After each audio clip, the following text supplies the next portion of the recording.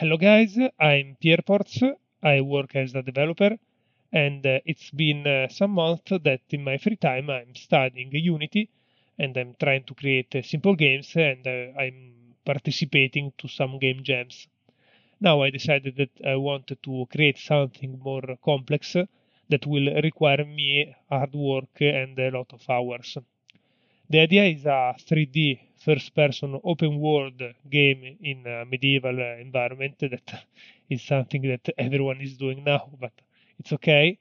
And the player is an artisan that will collect resources and use them to craft items. Those items can be sold for money, and the money can be used to buy more blueprints for new items or to upgrade the axe and the pickaxe for faster resource gathering. This is a basic idea. From this idea, I will think about a story and missions and all the other elements to make this game very great.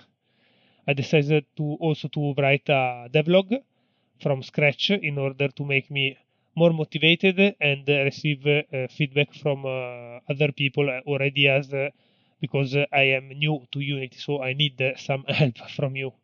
I will update you next week with the first devlog. Thank you, guys.